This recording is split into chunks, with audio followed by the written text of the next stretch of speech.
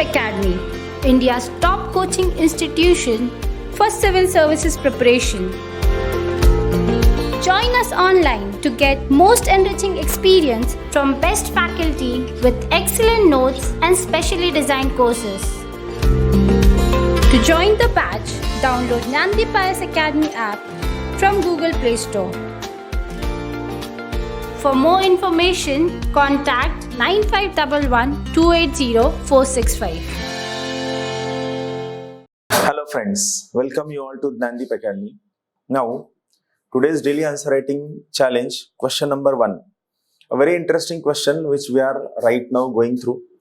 Distinguish between democratic nations from authoritarian one.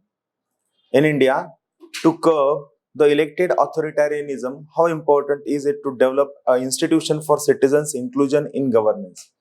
So, a very interesting question is that it has two important parts. First, in one part, it is talking about democracy and authoritarianism. In somewhere they are saying whenever there is a defect or whenever there are problems or whenever there are malfunctioning of democracy, it could lead to autocratic government. It could lead to authoritarianism. It could lead to dictatorship.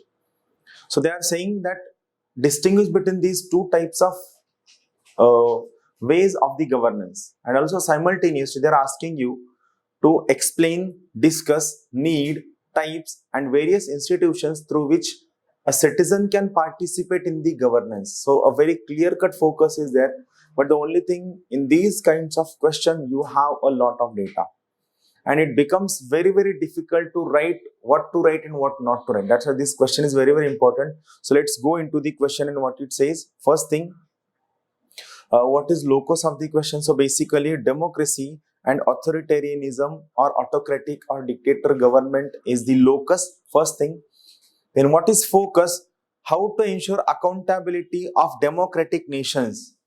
A government which is democratically elected, which is elected for a longer time span, and when this government starts misbehaving, when this government starts malfunctioning, when this government starts moving away from rule of law or set principles or democratic principles, then what are various mechanisms we have through which we can ensure accountability of democratic nations. So the focus is very, very important because here you have to write very creatively. Now, this is simple comparison between democratic and autocratic nations. Just go through all these points. Like in democratic nations, I will read out all important points. It has rule of law, popular sovereignty. It means people are sovereign. People have right to choose a representative, independent judiciary, strong, vibrant opposition. It is for people. The rights have supremacy and others. Then about autocratic or authoritarian government, it is rule of rulers. It is not rules. It is rule of rulers. Dictatorship, no right to choice, non-representative. Then it is biased. It is not biased. It is biased judiciary. Then no opposition, it is for ruler and no rights. So this is basic difference between autocratic government and democratic government. Now first, try to explain the meaning of elected authoritarianism. It means we have a democracy. The representatives that we chose, they form the government. So we have elected democracy.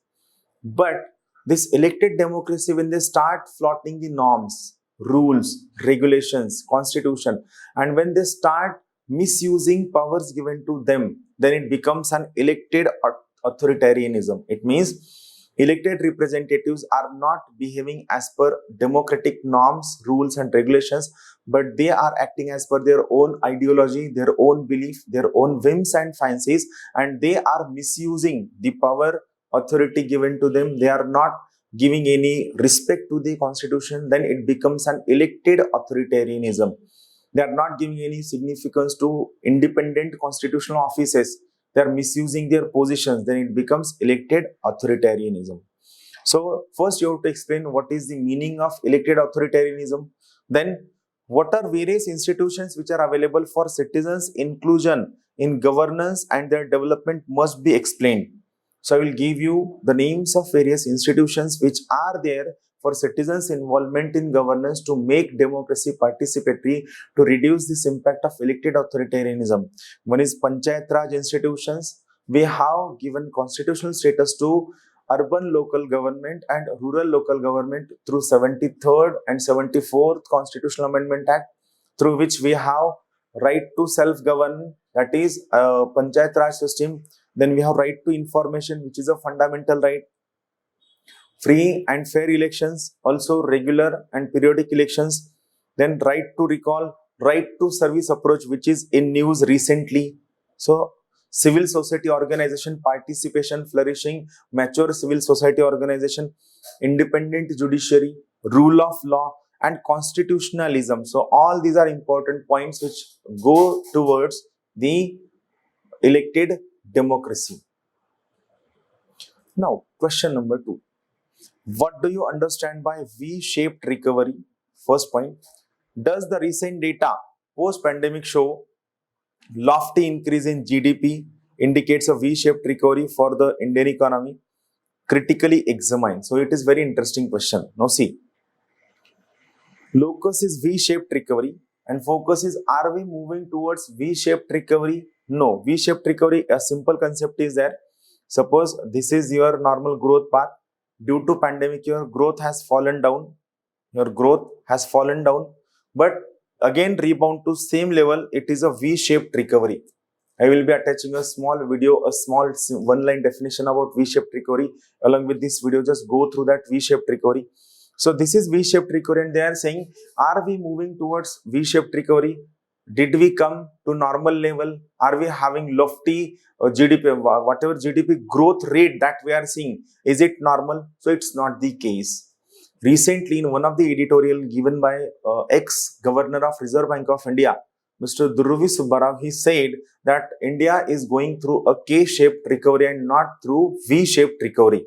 So, recovery of Indian economy, it's linked with V-shape and analysis. This is the focus.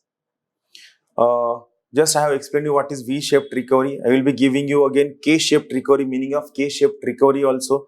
V-shaped recovery म्हणजे नेमकं काय? तर अशा प्रकारची recovery ज्यामध्ये अर्थव्यवस्था खूप कमी कालावधीसाठी डाऊन साइडला राहते आणि लगेच रिबाउंड होऊन नॉर्मल स्टेजला येते, त्याला आपण व्ही शेप्ड रिकव्हरी असं म्हणतो. हा नॉर्मल पाथ आहे, अर्थव्यवस्था खाली गेली, परत वरती येऊन नॉर्मल शेपला आली, याला व्ही शेप्ड रिकव्हरी असं म्हणतात. व्ही शेप्ड रिकव्हरी मध्ये लक्षात ठेवा, जॉब आणि इन्कम यांच्यावर परमनंट नकारात्मक परिणाम होत नाही. मग ही के शेप्ड रिकव्हरी म्हणजे काय? तर सोपं आहे.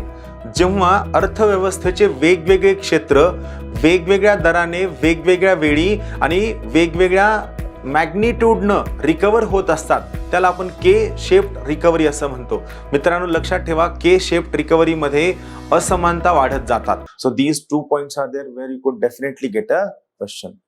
Also why we are seeing a very high rise in GDP of Indian economy post pandemic? It is due to base year effect.